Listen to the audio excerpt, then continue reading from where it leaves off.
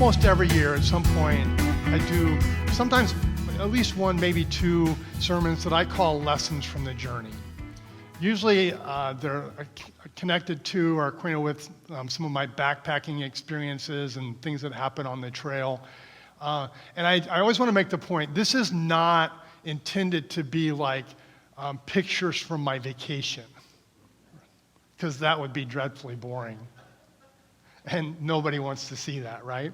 There are pictures from my vacation, but it's intended to be this. It's really intended to encourage you in your own journeys to pay attention to how God is moving around you. Proverbs says, I applied my heart to what I observed and learned a lesson from what I saw. That's what I'm trying to do in my life and through these lessons from the journey. Observe what's going on around me. See what's happening and discern from that, learn from that, what it is that God is doing in the world, what it is that God is doing in my life, what it is that God is doing in the church, how God is moving around us. So I'm going to share some things that I've been learning, and I hope that you learn some things from them, but I also hope that you will follow that pattern of observing and applying your heart to understanding, not just to situations, but to God and where He's at work. So I'm going to do this 4 days. We're on the trail for 4 days, and day one is what I call fickle filters. We're all well acquainted with the importance of water, right? We've been participating with Team World Vision for several years, and how important it is to have access to water and how important it is that water is clean. And to accomplish that on the trail, you don't always have, you never, once you get out in the backcountry, don't have a tap to get water from. So you find a source of water, preferably moving water, something like a river or a stream, a lake, if the water's coming into and out of. Every once in a while, you have no choice but to use a pond. And I have 3 filters. This one is really, really slow and really, really good. This one is really, really fast and maybe not quite as good, and this one didn't work at all. But here's something I know about my filters. They don't work all the time. And sometimes you think they're working and they're not, and sometimes you've tried them before you go on the trail and they were working, and then you get out on the trail and they don't work.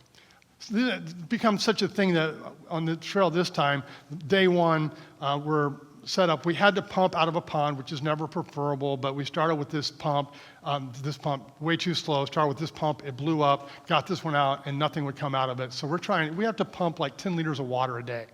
The problem is, I knew that my filters are fickle. I knew that they don't work reliably. And I ignored it. They always somehow come through for us. It'll be okay. And at the end of day one, I'm thinking, like the one filter's working like 7 minutes a liter. And we have to pump like 10 liters a day for 3 people. 10 liters a day. That's like an hour and 10 minutes just to get water. And you have to like crouch over a lake and bend over. It's not a good thing. And so my first lesson from the journey was this: ignoring problems rarely makes them go away, right? And I went to bed that night thinking I ignored this, and it did not go away, and now here we are. In fact, it typically makes things worse. Right? Things don't get better when we ignore them. The only problems that we can ignore and go away are probably not that big a problem in the first place. The Proverbs say, a prudent person sees danger and takes refuge, but the simple keep going and suffer for it. This is a widely applicable lesson. It's true of water filters, car maintenance, finances, relationships. I listened to Steve's messages that he preached while I was gone on vacation on relationships. He talks about this pretty expansively, right? Ignoring problems in relationships does not make them go away. They continue to haunt us for a long time. If you missed them, go back and listen to them. Definitely worth learning from Steve in that regard. It's true of families, it's true of organizations, it's true of churches, right? If there are problems and we're looking the other way, they rarely go away and they typically get worse. And kind of an addendum to that lesson is, and it seems kind of maybe obvious to you, but not always to me, there is a way things work. There is a way money works. There is a way finances work. There's a way that filters work. There's a way that cars work. And knowing how they work can be very useful. You know, knowing how the parts work together. So when I got off the trail this time, I'm not going to do this again. I came home, and my filter actually that I bought like 20 years ago came with, it had a manual with it. Who knew? So I took the thing out, and I took the whole thing apart, and I got a repair kit, and I found out that it has like these seals in it that need to be replaced intermittently. And I figured out how the thing actually works, and lo and behold, it does work, which is really, really cool for my next trip. And we did survive this trip. So, again, Proverbs, the heart of the discerning acquires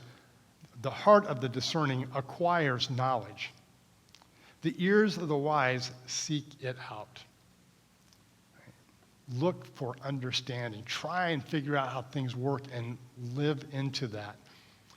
Day 2, changes. Right? When you think change changes things, but it doesn't just change things. It changes the things that were the product of those changes, and it kind of spirals out of control. Our day 2 route was a 2.5-mile trek to the top of Clouds Rest, down Clouds Rest to a junction. This is the trail. It doesn't make that straight line in the middle. That's the top of Clouds Rest. Oh, not there yet, Ron. Over Clouds Rest. And so that's what we were attempting to do. And then at the end of that, we were going to set up camp at the junction there and then do a 5-mile round trip to Half Dome and climb Half Dome. And so this is Half Dome. You've probably seen it before. Amazing picture. That was our destination. Some things happened along the way. The first one is this, that Clouds Rest is dicier than it used to be because my balance isn't as good as it used to be. And go ahead, forward one. This is kind of the saddle of Clouds Rest. And it's kind of narrow. And if you look at the next picture, I marked it out for you, that arrow. It's probably 6 feet wide. Now, when you're walking down a sidewalk that's 4 feet wide, you don't ever think I'm going to fall off the sidewalk. But when I back out from this is a picture of that place from a distance, right? That little thing right there. And it's not straight down. You wouldn't fall like 3,000 feet. It would stop at some point because there's really big rocks and stuff. I don't know how far you would fall, but it wouldn't be good. And so when you're carrying 45 pounds on your back, you don't have the same kind of mobility as you do. And so it was just exhausting just getting over that saddle. And it took longer than we thought it was going to take. And then the descent down is 2,500 feet drop. You think, hey, hiking uphill is hard, hiking downhill is easy. It's actually not really true at all. It takes a lot of pounding on your body. And the hike, it was hot, and it was pretty exhausting along the way. And so we were more tired than I thought we would be. We were much later than I thought we would be. And then it's like, okay, now, do we really go and do Half Dome now? It's a 5-mile round trip, and we're probably going to get back to camp at like 6:30, 7 o'clock at this point. And this is, if you don't know, you've probably seen this before because I've shown it. Half Dome, this is the end of it, right? There's these cables that you climb up. It's like, 600 feet or so. And it's pretty treacherous. And it's not really something that a lot of people want to do at all. It's not something anyone should do when they're exhausted. So we opted out of the Half Dome hike, and I was disappointed because I like to do stuff like that, but it wasn't the right thing to do. Now, over the last weeks and months, the losses that come with aging have played out for us in dramatic fashion and high stakes with our presidential race, right? From that debate between President Biden and former President Trump, and it was clear that President Biden was not the same person, that he had, his age was taking an effect on him. But here's the reality, right? It isn't just President Biden who is getting older. One of my lessons from last year's trip was seasons. There are seasons to life, and if we don't adjust to those seasons, in this season of life, we're able to do these things, we have these opportunities, and that season passes, we have a new season. If we don't move from one season to another, then we become very bitter, angry, frustrated, disappointed people. Life becomes kind of difficult. Proverbs says the glory of young men is their strength, gray hair, the splendor of the old. And to me, still kind of in that place where I'd like to think that I'm younger, strength doesn't really feel like, for gray hair, doesn't seem like a transition I really want to make that much. But believing that God is at work in all of it. And this is actually the lesson, because I learned this lesson last year, and the year before that, and the year before that, is that we may have to learn a lesson more than once. Because life is changing, and those changes lead to changes that lead to changes, and we never know what the next lesson is going to be, and sometimes it's related to the lessons that we've already been through, or just another level of that. And the first thing I want to say is just because we have to learn a lesson again doesn't mean we didn't learn it the first time. We don't have to go into self-loathing. I'm such an idiot. I learned this 2 years ago, and now I'm still kind of living into the same. It's not the same story. And we have to learn lessons in degrees and in pace and stages along the way. And we have to learn the same lesson, but apply it to different situations. And that's okay. Now, maybe we didn't learn the first time, but then learn it the second time. But change is hard, and so Proverbs says the path of the righteous is like the first gleam of dawn, shining ever brighter till the full light of day.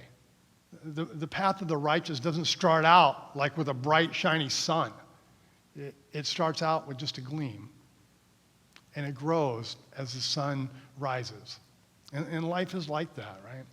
Paul talks about in 1 Corinthians chapter 13, he's talking about love. He says, now we know in part. We don't understand it all. We're learning, we're growing. Then we will know full light of day. But we're people on a journey, and we have to continue to walk through those changes. And it is an ongoing process. Day 3, I called the leg up on the last leg. It was a 9.5-mile hike up to Sunrise Lakes.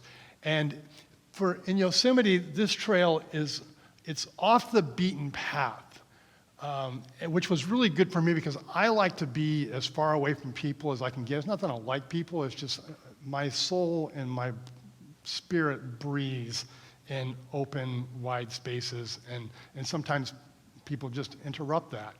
And sometimes I don't want it to be interrupted. That's a whole other story, right? So it's an off the beaten path trail, and everything else we'd been on was on the beaten path. It is also the last leg of the John Muir Trail for many people. And John Muir Trail is a 211-mile trail, starts at Whitney Portal, goes all the way to the valley in Yosemite. So the only people we met on that trail that day were people who were finishing the John Muir Trail. They had started, some of them 14, 15, 18, 25 days ago. They're on the last leg of their journey. And So there's kind of some of them were pretty happy, which kind of makes sense, right? And I have actually aspired to do the John Muir Trail in the course of my life, and I'd kind of written it off.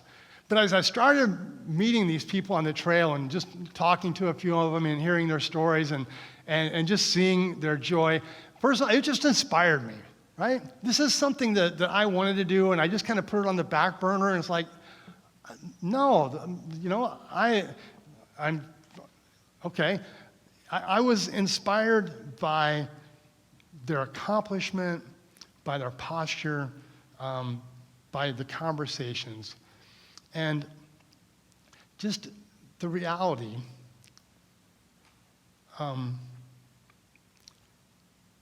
Second thing, it was also instructive in this way.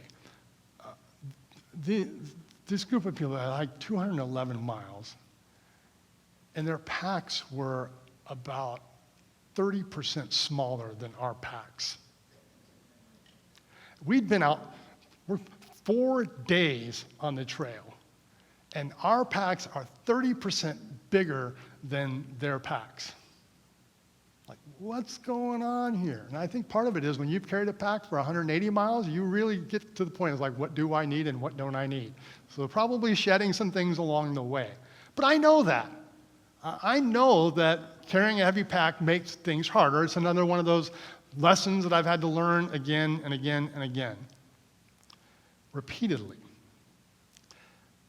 But inspiration, instruction, the lesson, pay attention to those who are going where you want to go. In the course of your life, if you say, hey, this is my path, this is where I want to end up as in my career, as a father, as a mother, as a student, as whatever vocation you're in your spiritual journey, where do you want to be? And pay attention to, and if you can, even like do life together with people who are going where you want to go, because there is inspiration and instruction in that journey. The trail that was the last leg of the John Muir Trail, we cut off. It was a long trail. We hiked about 9.5 miles that day. And had a 3,000-foot elevation gain. It's kind of a lot. And at the end of the day, Deb and I were talking about life on the trail and how things were going, and the things that we like and don't like about backpacking. And there are things that I really do not like about backpacking. I don't like carrying an extra 45 pounds. And I don't do it to say, hey, you know what? I think it'd be really cool if I put 45 pounds on my pack and hiked up 3,000 feet, 9.5 miles. That's not why I do it. I don't like sleeping on the ground. In fact, I hardly do sleep on the ground. I 8 hours in the tent to get 5.5 hours sleep, and that would be a good night. I don't like the necessities of the bodily functions that come with being out on the trail, right? That there's like digging holes to relieve yourself and stuff. It's not why I go out there to do that. And I don't like any food we eat on the trail. And that's not really a good thing either, because you need the food to like the nutrition to continue. And it all tastes terrible. And you figure out how to eat it. I figure out how to. Some people like it, and I always happy to have those people, because when I can't eat any more of mine serving, it's like, would you eat it? It's like, Steve's like, yeah, I'll eat it. I don't like the food. I do love the beauty. I love the adventure of it. I love shared experiences, going through the things with other people. I love the space. No walls, not even other campsites, just the vastness of the space. This is Upper Sunrise Lakes. This is the destination. This is actually where Deb and I are having this conversation. I love being alone without loneliness. And you can be with a lot of people and be very lonely, and there's something about the trail that is just, and I'm not alone. It's with people that I know very well and love very deeply, and that's good. That's enough for me. I've been out there by myself, and I'm never lonely on the trail. 3 days, 4 days by myself. I love being in that space. The fourth day, the day I call it doesn't all add up, was a 1,300-foot descent from Upper Sunrise Lakes back to Tenaya Lake, and we're packing out. It's a really steep, rocky, slow descent, which gives you plenty of time to think. And as I'm walking down the trail, there's kind of two things are prevailing things. First of all, overflowing with joy. It rejuvenates me, it renews my spirit. I'm very grateful for the experience of the last 4 days, and a touch of sadness. Because by the end of that day, my steep, rocky, descented trail will give way to the 5 freeway, which is just tragic that every backpacking trip to the High Sierras always ends on the 5. It's like, is there any other way? But lots of time to think. And this was probably the premier lesson for me on this trail. The whole, right? The good and the bad experiences on the trail for me, and it's probably not true for everyone, but for me, is immeasurably more than the sum of the parts.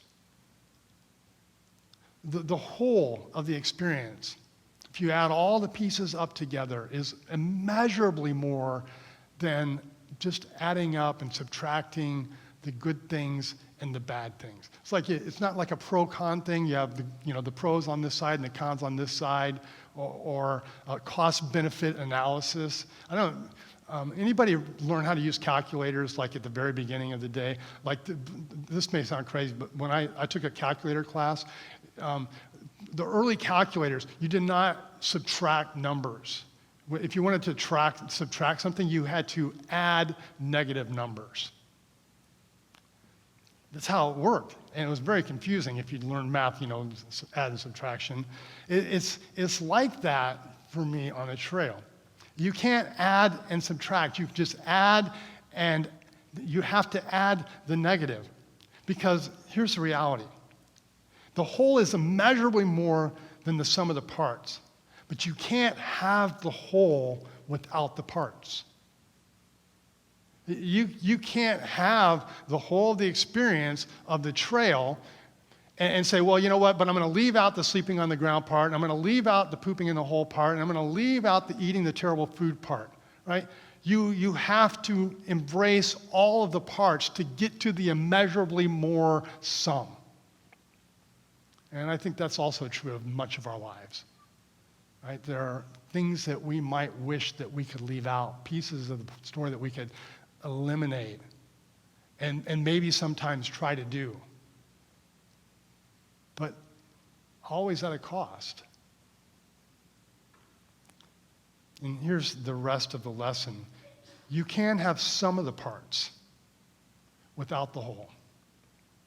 You can have some of the parts without the whole, but not the good parts. You can't have the good parts without the whole. You can have some of the bad parts. And I think many of us sometimes in the course of our lives lose sight of the whole. And we start seeing so clearly all the parts that are hard, all the parts that are challenging, all the parts that we don't like. And we're only adding up the negatives and lose sight of the bigger picture. To live life ultimately with an eye on eternity, with an eye on future glory. But then to continue in things like, okay, bringing it home. I don't like doing laundry. I don't like cleaning the house. I don't like, washing the dishes and all of those things.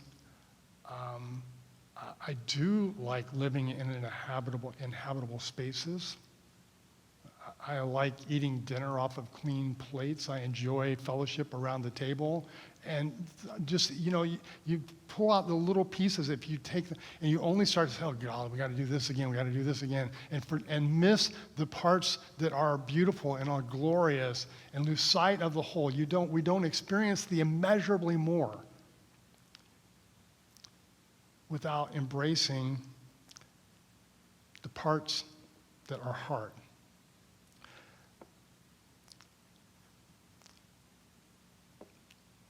I want to back up to day 0. Every year before I go on vacation, and I start the year out this way too, I kind of, I spend some time saying, God, is there something that you, kind of bigger picture thing that you're wanting to do with this time, this summer? In the process, I was reading Psalm 116. The psalm says, I love the Lord because he hears my voice and prayer for mercy, because he bends down to listen. I will pray as long as I have breath. Death wrapped its ropes around me. The terrors of the grave overtook me. I saw only trouble and sorrow. Then I called on the name of the Lord. Please, Lord, save me. How kind the Lord is, how good he is. So merciful, this God of ours. The Lord protects those of childlike faith. I was facing death, and he saved me. I love the Lord because he hears my voice and my prayer for mercy, because he bends down to listen. I will pray as long as I have breath. A Christian faith is not a list of do's and don'ts, a list of rules and responsibilities. It is a relationship with God made possible by Jesus' atoning sacrifice on the cross for the forgiveness of our sins. It is a relationship with God. Communication, we all know, is indispensable to any healthy relationship. And it's at the very basis. Somehow we have to communicate with each other to have a relationship. Prayer is what we call our conversation with God. It's really just talking with God. We call it prayer. And when I'm reading verse 1 and 2 of Psalm 116, I love the Lord because he hears my voice, my prayer for mercy, because he bends down to listen. I will pray as long as I have breath. And I was just kind of confronted by the fact that I'm not very good at it. I'm not very good at this point in my spiritual journey, not very good at prayer. And I'm thinking, why is that? And this is what I came up with. I'm not very good at it, largely because I don't get it. I don't get what prayers work and what prayers don't work and how prayers work. And I've read books and listened to sermons and done it. And, there was a point in my life that I knew, and there have been seasons like this where, I was supposed to pray, I ought to pray, I should pray, and didn't pray. There have been seasons when I genuinely want to pray, but because of busyness or distractions and things, I didn't pray. I think I moved to a place where I became disciplined in prayer. I did it just as a function of discipline, but I was doing it, but I wasn't good at it. I've discovered in the last several years a growing intimacy in praying, the connection with communing, fellowshipping with God on a personal level, and oftentimes reading scriptures and things just really come into focus out of hearing God speak through the Word and discerning God's movements. On the intimacy level, I feel like there's been growth. Here's where I really struggle. In intercession, in praying for God's work in the lives of other people, in praying for God's work in other aspects outside of me, outside of my realm in the world. I kind of came to this. I think my prayer life I would describe as very intimate at one level and impotent at another level. Ineffective in intercession. Not completely, but not hitting the mark. And I started, why? Why is that true? And I think it's largely true because my theology thwarts my prayer. My experiences, good and bad, agreements, it's just not, I'm not sure how things work. And then because of that, I lose my diligence in doing it. And the Son, Jesus, and the saints say, I'm wrong. Even if you don't understand it, it doesn't matter because Jesus did it, and the saints did it, and he instructed us to do it, and he talked about teaching us to pray, so he understood that we would have to learn it. And so my day zero lesson from the plan is when you don't know how it works, going back to an earlier conversation, and especially when it's something as important as prayer, go with what you do know. I don't know how it works, but I know that people pray and God moves. I don't know how it works, but the disciples did it. Jesus told us to do it. When you don't know how it goes, how it works, go with what you do know. And the second part is this, and learn more.